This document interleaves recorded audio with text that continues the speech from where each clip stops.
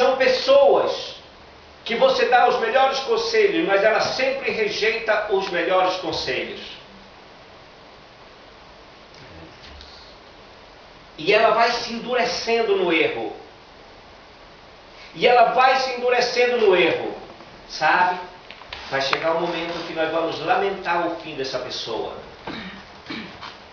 Vai chegar a hora que nós vamos ver e vamos lamentar o fim dessa pessoa, a não ser que ela se arrependa. Porque o fim de pessoas assim nunca é bom.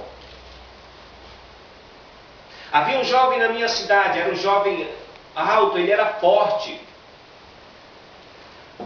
Ele não bebia, ele não fumava, ele não tinha vícios. O hobby dele era brigar. Toda noite, se ele saísse, toda noite ele brigava com quem aparecesse na frente dele. E o problema é que ele andava sempre com uma espada. Apelidaram ele até o nome de um desses desenhos japoneses. Eu não sei o nome, que esses desenhos japoneses têm aquelas espadas, né? A mais terrível que eu ouvi dele é que ele cortaram o braço de um sujeito numa briga. Gostava tanto de briga, mas tanto de briga. E não havia conselho que endireitasse o homem. Até policial, quando prendia ele, aconselhava ele: rapaz, você não bebe, você não fuma, você não tem vício, rapaz. Que negócio é esse? Toma jeito. Ele tinha uma filha, tinha uma esposa. Ele era jovem, devia ter uns 20 anos. E sabe o que o irmão dele dizia? Esse meu irmão, só matando. Chegou um dia que a polícia perdeu a paciência. E um dia mataram ele. Foi o que aconteceu com o faraó. Deus falou tantas vezes a ele, tantas vezes. E é por isso que a Bíblia diz que Deus endureceu a faraó, porque quanto mais Deus falava, mais o homem resistia. Então Deus sabia que quanto mais ele falasse, mais aquele homem resistiria, mais ele resistiria e mais ele ficaria duro. Sabe? A Bíblia diz que a pessoa que é muitas vezes repreendida, vai chegar uma hora que ela vai ser quebrada sem que haja cura.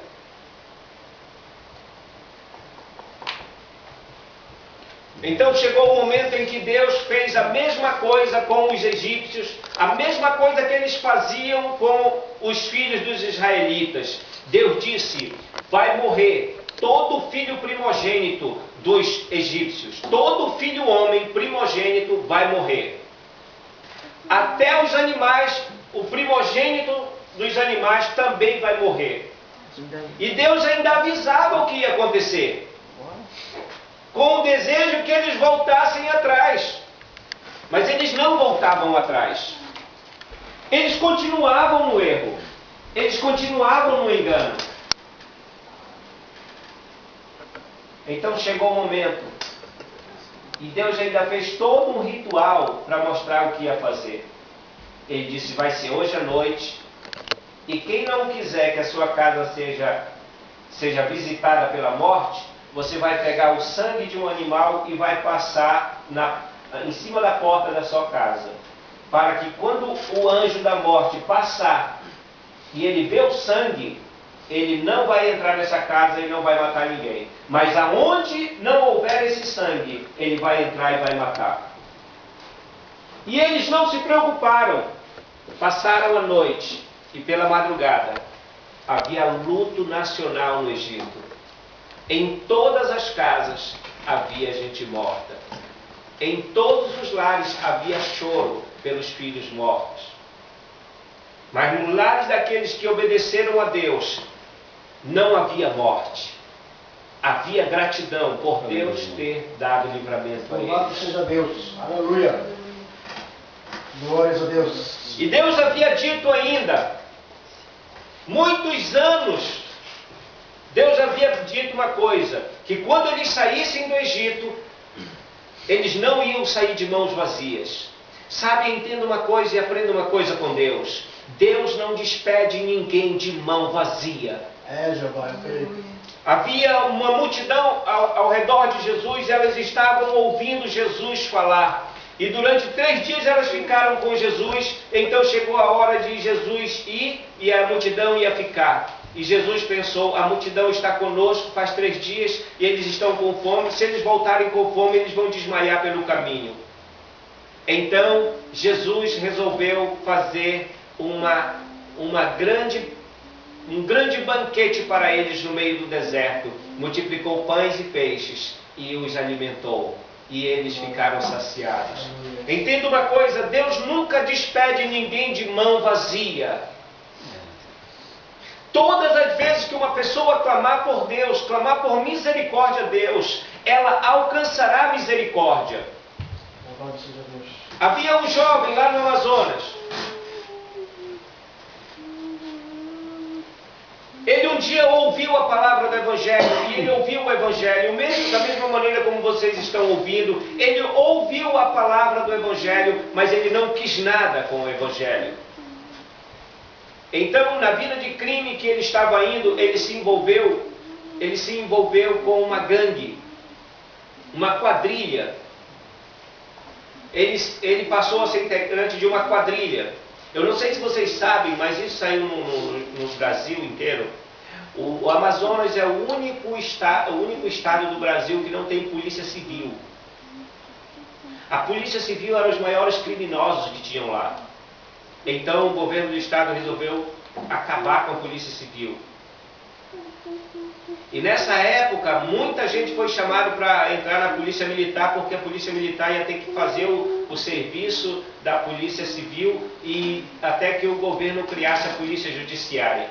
Nessa época, assaltavam o banco quase todos os dias em Manaus. Era muito assalto. E por fim pegaram a quadrilha que assaltava banco. Eram 5. E levaram eles para a penitenciária.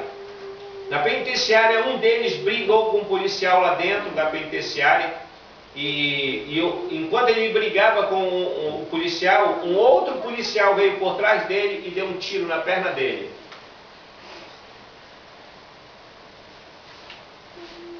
Então, a direção do presídio resolveu o seguinte: pega os 5, leva para um varadouro. Varadouro é aquelas matas fechadas, né? Leva para uma mata fechada e mata todos os 5. Então colocaram um do lado do outro, os 5. Como ele estava com um tiro na perna, ele ficou de joelho.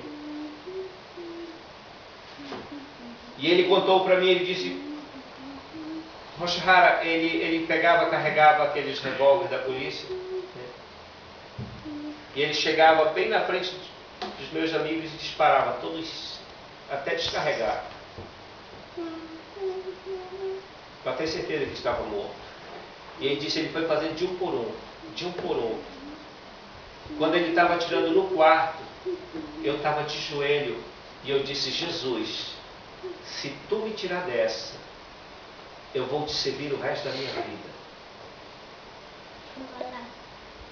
E ele disse que quando o policial estava terminando de matar o amigo dele, tocou o rádio do carro. Era uma ordem para que soltassem ele. E ele era o único que estava vivo. Aleluia. O policial deu um chute nele, tirou a algema dele e disse, some. Ele me contou, ele disse, Roshihara, a partir daquele dia eu passei a servir a Jesus. Louvado seja Deus. E ele disse que um dia, pregando o evangelho dentro de um ônibus, aqueles ônibus circular, ele vem pregando lá de trás, e quando ele chega bem na frente, perto do motorista, numa cadeira do lado, o policial que havia tirado dos amigos dele. Ele disse, Roshihara, eu sentei do lado dele e comecei a pregar para ele. E o policial não acreditava que era ele. Ele estava muito espantado. E eu preguei para aquele policial, e aquele policial também aceitou Jesus Cristo. Glória. Aleluia. Vou lhe dizer uma coisa, todas as vezes que uma pessoa clamar a Jesus, seja ela quem for. Não importa quem a pessoa seja, não importa se é católico, não importa se é budista, se é umbandista, se é shintoísta, não importa se ela seja um islamista, não importa quem ela seja, não importa onde ela esteja.